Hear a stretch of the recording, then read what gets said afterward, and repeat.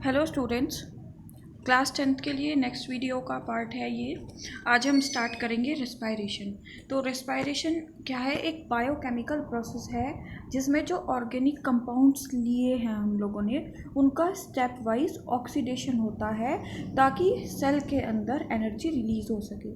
मतलब सिंपल भाषा में, जो भी फूड हमने ऑब्टेन किया है उसका ऑक्सीजन की प्रेजेंस में स्प्लिट होगा। वो ऑक्सीजन, जब हम सांस लेंगे तो ऑक्सीजन लेते हैं ना, तो उससे एनर्जी जो है स्प्लिट होगी फूड से। और जो एनर्जी है वो लिविंग सेल्स, मतलब जो हमारी सेल्स हैं, वो यूज़ अप कर लेगी एनर्जी। तो रिएक्शन क्या होगी? ग्लूकोज लिया, ग्लूकोज को ऑक्सीजन की प्रेजेंस में स्प्लिट हुआ, एंजाइम्स ने स्प्लिट करने में हेल्प कराया, और कार्बन डाइऑक्साइड, वाटर और एनर्जी में स्प्लिट हो गया। ठीक है, रिएक्शन बहुत इंपॉर्टेंट है। और कितने एनर्जी निकलती है वो सबसे मोस्ट इम्पॉर्टेंट है, दैट इज़ 38 ATP। मतलब एक ग्लूकोज की जो यूनिट होती है उसमें से 38 ATP ऑफ एनर्जी रिलीज होती है। The oxidation of glucose carbohydrate is not as simple as it appears in the above equation. लेकिन जो ये ऊपर प्रोसेस एक छोटी सी है, आपको पूरा तोड़ के रिएक्शन दिखा दी, ये इतनी छोटी रिएक्शन तो नहीं होती, बल्कि ये बहुत सारे स्टेप वाइज बायोकेमिकल रिएक्शंस होती हैं। क्या होती हैं? मतलब स्टेप वाइज बायोकेमिकल रिएक्शंस होती हैं जो अलग अलग रेस्पिरेटरी एंजाइम्स जो हैं उसको परफॉर्म करते हैं। और फिर उसके बाद केमिकल सब्सटेंस ATP रिलीज होती है, जिसको बोलते हैं एडिनोसिन ट्राइफॉस्फेट। और ये जो ATP है वो क्या होगी? स्टोर हाउस होती है एनर्जी का। दूसरा नाम पता चल गया ATP का। ATP is the store house of energy. किसके लिए? ऑर्गेनिजम्स के लिए। जब ऑर्गेनिजम्स को ज़रूरत होती है, मतलब जब हम लोगों को ज़रूरत होती है, जैसे कि हम लोग रनिंग कर रहे हैं तो एनर्जी की ज़रूरत होगी, तो वो एनर्जी कहाँ से मिलेगी? फूड से। फूड किस फॉर्म में स्प्लिट होगा? ATP की फॉर्म में स्प्लिट होने के बाद स्टोर होता है। और जो हम एनर्जी यूज़ करते हैं, जो भी जितना भी हम काम करते हैं, तो उसमें ATP एनर्जी यूज़ होती है, ATP की फॉर्म में एनर्जी यूज़ होती है। और जो ये रेस्पायरेशन की प्रोसेस होती है, ये सेल में जो माइटोकॉन्ड्रिया होता है वहाँ पे होती है। ठीक, तो ATP क्या होता है? ATP जो है एनर्जी करेंसी होता है सेल का। क्या होता है? Energy currency of the cell. ATP और एडिनोसिन ट्राइफॉस्फेट एक ट्राइफॉस्फेट न्यूक्लियोटाइड है। किसका? एडिनोसिन का। ये क्या करेगा? स्टोर करेगा अपने बॉन्ड्स में। 3 फॉस्फेट बॉन्ड्स होते हैं और वहाँ क्या करेगा? एनर्जी को स्टोर करेगा। ठीक, और फॉर्म करेगा ATP। तो क्या बनाएगा फिर ये? ADP, एडिनोसिन डाइफॉस्फेट, और एक इनऑर्गेनिक फॉस्फेट। मतलब इसकी सीधी सी पूरा घुमा फिरा के दे रखा है। सीधी रिएक्शन देखो तुम लोग, क्या होता है जब ADP, हम लोगों को एनर्जी की ज़रूरत होती है, मतलब ATP की फॉर्म में स्टोर्ड है। जब हमें एनर्जी की ज़रूरत होती है तो जितना भी सेल्यूलर ब्रेक डाउन होता है इसका, और सेल्यूलर ब्रेक डाउन होकर ये बन जाता है ADP, एडिनोसिन डाइफॉस्फेट, प्लस एक फॉस्फेट ग्रुप में स्प्लिट हो जाएगा। ठीक है, और साथ में कुछ एनर्जी निकलेगी यहाँ पे। ये एनर्जी कितनी होगी? ये होगी जब हम एक ATP, जो एक मॉलिक्यूल है ग्लूकोज का, उसको जब तोड़ेंगे, स्प्लिट करेंगे, तो कितनी? एक मॉलिक्यूल में से 38 मॉलिक्यूल्स ऑफ ATP एनर्जी होगी रिलीज। ठीक है, और वो एनर्जी यूज़ हो जाती है। Process of respiration, human beings में और अदर ऑर्गेनिजम्स में भी रेस्पायरेशन की जो कंप्लीट प्रोसेस है वो 4 टाइप्स में जो है पूरी होती है। सबसे पहले है ब्रीथिंग। ब्रीथिंग क्या है? एक फिजिकल प्रोसेस है जिसमें एटमॉस्फेरिक बाहर से एयर ली जाएगी और हमारे लंग्स जो होंगे वो फोर्स्ड होके क्या हो जाएंगे? फूल जाएंगे, स्वेलअप हो जाएंगे, और ब्रीथिंग में ऑक्सीजन जो होगा इनहेल करेंगे और कार्बन डाइऑक्साइड रिलीज होगी। अब जो हमारी बॉडी है वो तो प्रॉपर मैकेनिज्म शो करेगी कि ऑक्सीजन इनहेल किया और कार्बन डाइऑक्साइड रिलीज़ कर दी। लेकिन कुछ माइक्रो ऑर्गेनिजम्स हैं, जैसे लोअर ऑर्गेनिजम्स हो गए, उनमें जो ऑक्सीजन की प्रोसेस है वो सिंपल डिफ्यूजन से होती है। लेकिन हायर एनिमल्स में लंग्स के थ्रू ब्रीथ, मतलब जो है लंग्स और नोज प्रॉपर रिस्पायरेटरी सिस्टम्स होते हैं। दूसरी process gaseous transport to tissues.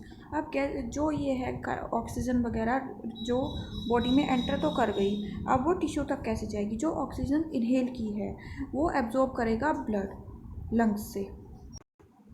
कहाँ से? लंग्स से। ठीक, किसकी फॉर्म में? Oxyhaemoglobin. Red blood cell में क्या होता है? हीमोग्लोबिन। और जब ये ऑक्सीजन के साथ मिलेगा तो क्या बन जाएगा, ऑक्सी हीमोग्लोबिन। क्या फॉर्म कर लिया, ऑक्सी हीमोग्लोबिन। और सब टिश्यू सेल्स में चला जाएगा किसके थ्रू, आर्टरीज के थ्रू। जो कार्बन डाइऑक्साइड है वो दोबारा से लंग्स में आ जाएगी, वो भी ब्लड ही लेके आता है। अब पहले लेके तो गया था ऑक्सी हीमोग्लोबिन, फिर क्या होगा, जो आएगा तो जब कार्बन डाइऑक्साइड है वो अटैच हो जाएगी, कार्बन डाइऑक्साइड अटैच हो जाएगी हीमोग्लोबिन के साथ और कुछ कार्बोनेट या बाइकार्बोनेट्स बना लेगी। ठीक है, कॉम्बिनेशन बनाएगी जिसको बोलेंगे कार्बेमिनो हीमोग्लोबिन। क्या बोलेंगे, कार्बेमिनो हीमोग्लोबिन। एचबी इसका फॉर्मूला होता है शॉर्ट में हीमोग्लोबिन का। ठीक है, नेक्स्ट है टिश्यू रेस्पायरेशन। थर्ड प्रोसेस है टिश्यू में कैसे रेस्पायरेशन होता है। अब जो जितना भी जो आर्टरीज हैं वो टर्मिनेट हो जाएंगी कैपिलरीज में, मतलब जो ऑक्सीजन है वो बॉडी सेल्स में डिलीवर हो जाएगी। अब जो सेल है वो उस एनर्जी को वो उस ऑक्सीजन से क्या करेंगे, अलग अलग उनकी वॉल की कैपिलरीज में जाएगी और जिसकी वजह से कार्बन डाइऑक्साइड जो है एज अ वेस्ट जो है रिलीज़ हो जाएगी।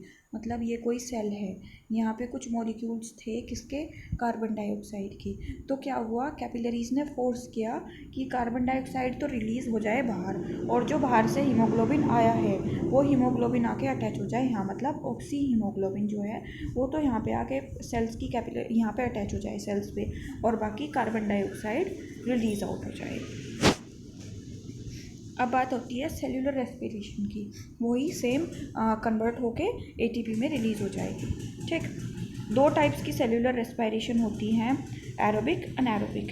एरोबिक रेस्पिरेशन, जो रेस्पिरेशन ऑक्सीजन की प्रेजेंस में होती है उसको बोलते हैं एरोबिक, और जो रेस्पिरेशन ऑक्सीजन की एब्सेंस में होती है उसको बोलते हैं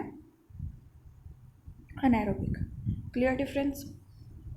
दूसरी बात, ड्यूरिंग रेस्पिरेशन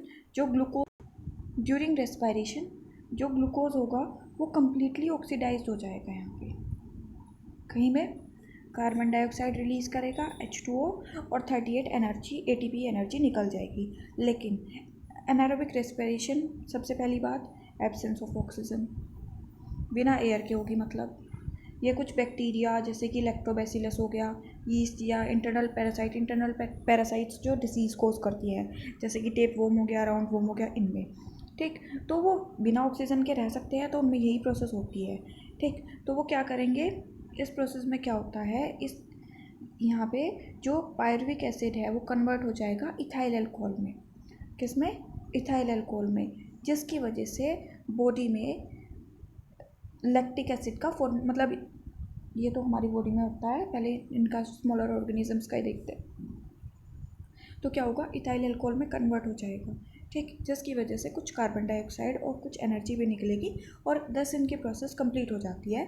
अगर हम बात करते हैं यीस्ट या फिर स्मॉलर ऑर्गेनिजम्स की, तो यीस्ट में प्रोसेस हो जाएगी पूरी फर्मेंटेशन की। तो फर्मेंटेशन की प्रोसेस कैसे होगी, ग्लूकोज ग्लाइकोलाइसिस प्रोसेस होके पायरिक एसिड में कन्वर्ट होगा, पायरुविक एसिड फिर कार्बन डाइऑक्साइड रिलीज़ करेगा और एसिटाल्डिहाइड में कन्वर्ट होगा, फिर इथाइल अल्कोहल बनेगा। अगर आप लोग ये स्टेप भूल जाते हो कोई मैटर नहीं करता, सिर्फ आपको क्या लिखना है, ग्लूकोज लिख के अनएरोबिक रेस्पिरेशन और सीधी आपको इथाइल अल्कोहल जो बनेगा वो लिखना है, प्लस इसमें से कार्बन डाइऑक्साइड और एनर्जी। आप इतनी भी रिएक्शन लिखोगे तो भी बेस्ट है। नेक्स्ट आती है इन सर्टेन एरोबिक कंडीशन, कुछ एरोबिक कंडीशन में कुछ बैक्टीरिया जो हैं वो क्या करेंगे, पायरुविक एसिड डिजेनरेट हो जाता है 3 कार्बन मॉलिक्यूल में। मतलब पायरुविक एसिड जो ये वाला एसिड है, ये ऊपर वाला, ये रिलीज हो मतलब स्प्लिट हो जाएगा 3 मॉलिक्यूल्स में और किसका फॉर्मेशन करेगा, लैक्टिक एसिड का फॉर्मेशन करेगा। जब ऑक्सीजन लेवल कम हो जाएगा, कई बार क्या होता है हम लोग ज़्यादा, मतलब जैसे बच्चे रनिंग वगैरह करते हैं तो ज़्यादा एक्सरसाइज, या फिर जो एथलीट्स वगैरह होते हैं वो ज़्यादा रनिंग करते हैं, तो ज़्यादा रनिंग की वजह से बॉडी में जो एसिड है, हमारी मसल सेल्स हैं, वो क्या करेंगी, पायरुविक एसिड का ब्रेक डाउन कर देती हैं। पायरुविक एसिड टूटा, किस में जाएगा कन्वर्ट होके, लैक्टिक एसिड में। लैक्टिक एसिड की वजह से क्या होगा, एकदम से मसल क्रम्प हो जाती है और जिसकी वजह से मसल्स जो है वो एक स्वेलन अप हो जाती है, मतलब दौड़ नहीं पाता जो एथलीट होता है वो ज़्यादा, और फटीग मतलब कुछ चक्कर वगैरह भी आने शुरू हो जाते हैं। ठीक है, तो लैक्टिक एसिड का फॉर्मेशन हो जाता है वहाँ पे। ठीक, energy release during this process is much less. और क्योंकि जब लैक्टिक एसिड, चलो भाई एनर्जी हमने अभी ऊपर पढ़ा था कि इसमें भी एनर्जी रिलीज़ होती है, एनर्जी तो रिलीज़ होगी, ये बात नहीं है कि एनर्जी रिलीज़ नहीं होगी, लेकिन एरोबिक रेस्पिरेशन से अनएरोबिक रेस्पिरेशन में जब लैक्टिक एसिड का फॉर्मेशन होता है ना, तो एनर्जी कम हो जाती है। मतलब देखो, अभी तक तो हम सेल्स वाली एनर्जी यूज़ कर रहे थे, अब यूज़ होने लगी है मसल्स की एनर्जी, मतलब जो हमारी बॉडी में स्टोर्ड एनर्जी है वो भी ख़त्म होने वाली है।